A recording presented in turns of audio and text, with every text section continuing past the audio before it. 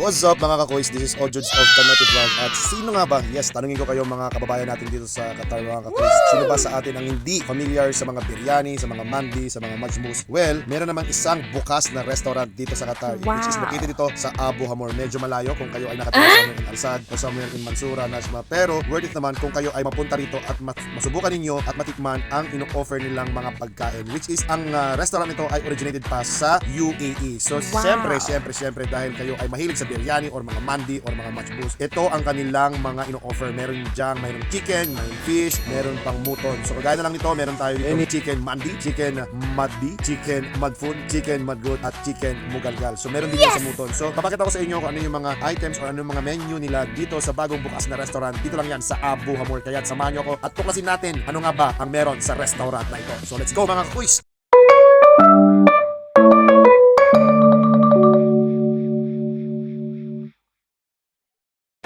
Meron tayong 1, 2, 3, 4, 5 choices ng chicken, no? So, ano yung pagkakaiba ng mga chicken na to? Chicken mandi po is steam, and chicken madbi is bouillon. Chicken madfun steam with vegetable with Arabic spices, and chicken madgoat is boiled with Arabic spices and juicy. And chicken mogalgal is a small cut chicken and then deep fried. Yung pala, yun yung chicken mandi pala is steam. Yung madbi is grilled. Yung madfun is with vegetables. Yung madgoat is with spicy. No po, spices. Spices, yes. Arabic spices and juicy. Tapos yung mugalkal is sliced chicken. Tama? Yun. Deep fried. Yun. So yun ang difference nung 5 chicken recipe na to. Or chicken menu. Yes. Pero yung rice niya is... We have the mandi rice, shabi rice. We call it shabi rice. And we have the madgoat rice, which is yellow.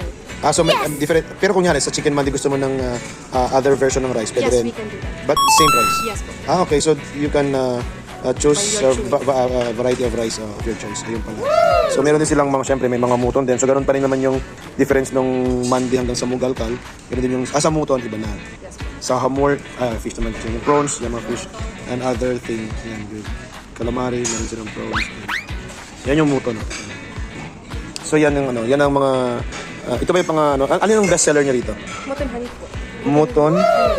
Muton hanit. Ayan, ito ang kanilang best seller. Muton hanit ribs. Okay. Muton ribs talaga. Parang na spare ribs. Yes. Yan. So, kahit saan naman, even sa Saudi, masarap talaga ito muton na ribs. Ayan. Di ba, oh? Parang spare ribs. Pero muton yan.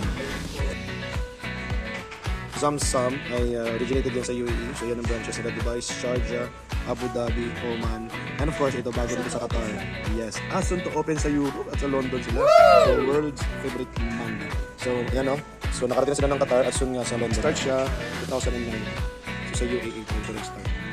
And so, ito yung kanila mga hindi mawawala ang salad sa mga Arabic. Ito ay al-fasha root. So, kanilang special salad. So, meron talaga siyang yung ano yun, di ba? Biscuits yan. Crunch bread, yes. Wow, nakakatakam naman yung mga mandi na ito. Parang isipin mo kasi lahat to is mandi. Ito kasi parang chicken biryani. Yung mga ganun, di ba? Pero yung name dito is mandi nga. Is madfun. So yun yung mga name pala ng mga... Yes, game nga. Di ba? Doon tayo na ito talaga muton ng mandi. Maraming Pilipino kumakain. No? Mas masarap siya. Kasi ito grilled kasi. So yun ang steam, yun ang grilled. So yun pala yung difference ng madbi sa kanila. Yan, ito yung best seller nila, which is parang spare ribs sa baka. Pero leg part. Okay. Alright. Nakakatakam naman ito. Ito naman. Ito yung ribs. Ito leg. Tapos ito ribs. Ito kasi Australian lamb. Ito Indian shoulder.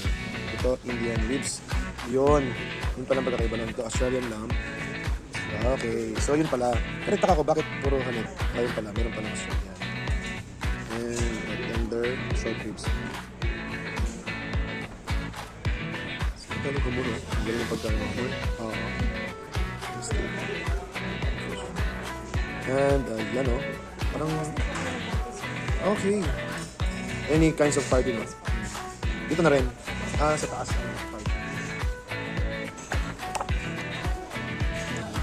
Siyempre, di mawala ang mga kebab. Kebab to, di ba?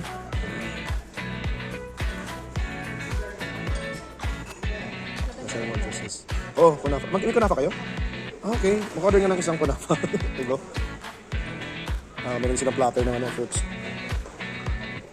Ayan. So, you can call their numbers 40001707 or 7136-2000. Or you can scan their code. So, I guess, dito na yung menu.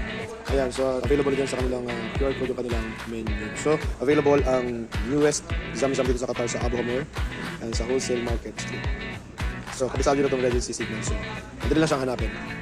Alright? And, siyempre, try natin itong kunafa, soft kunafa. So, habang hinihintay natin yung ating order na kunafa, susubukan natin yung kunafa na rito. Kung ano ba ang lasa ng kunafa, ano ba ang kaibahan nito sa ibang mga kunafa dito sa Qatar, ay itutur ko muna kayo sa loob ng bagong bukas na Zamzam Mandi Restaurant dito sa Abu Hamur sa Qatar.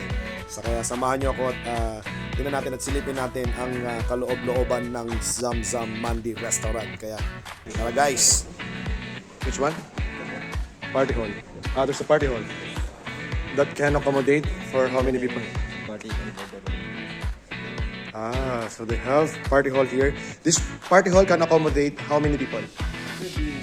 60 people. Okay. So this party hall can accommodate 60 people. So any events like birthdays, anniversaries, or any events like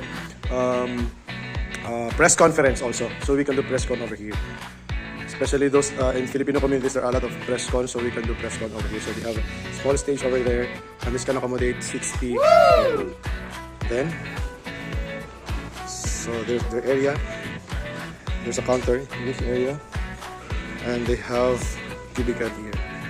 So how many cubicles you have? You have 1, and then 2, 3, 4, 5.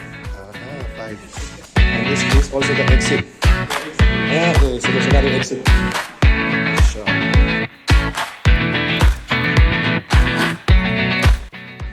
At andito na nga yung order natin na kunafa. Subukan natin at tikman natin ang kunafa nila rito. So titikman mo natin siya na walang sweetener, no? So titikman mo syrup pala. So titikman mo natin siya.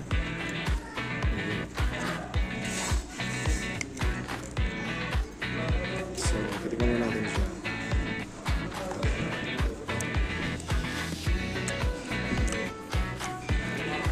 Crunchy. Tapos, meron siyang cheese sa loob. So, kung kayo ay mahilig sa sweet, pwede na sa inyo to. Pero kung ang tolerance nyo sa sweet is medyo pwede nyong dagdagan ng syrup. Pero kasi hindi ako masyado sa sweet, so okay na sa akin yung ganito. Okay to sa karak, of course. Magandang pakilit talaga karak. Okay na to, sweet. Nice. Alright. So, available tong kunafa na to sa Zamzam. Ayan, so kung ito kasi is plain kunafa ito. Pero kung gusto nyo ng other flavor, meron sila dito. So ito yung kunafa cream. Tapos meron din yung mango, Nutella, lotus, or ice cream. Pwede ring mix. Parang lotus, Nutella. Parang ice cream lotus. Ayan. So, pero yung price, same pa rin. 20 QR yan. So, same lang. Tapos meron din silang sweet balls. Ayan. So, ito yung mixture na pistachios. Pero wala sa Ayan. So, meron din kayong pistachios. Toppings lang. Ayan. So, ito yung chocolate Nutella pistachios. Yung pistachios na po, toppings lang. Alright? Okay. Pero try din natin na merong syrup naman para makita natin yung difference. Try ko rin yung may syrup. Ayan. Para makita natin yung difference ng may syrup at wala.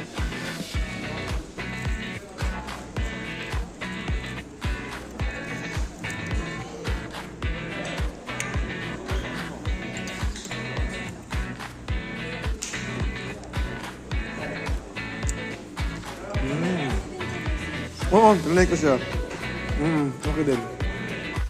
O paano mga koys, ano pang hinihintay natin dyan? Sumugod na kayo dito sa Zamzam Mandi Restaurant. Ito ang bagong bukas dito sa Qatar sa Abu Hamur. Kita-kits mga kakoys!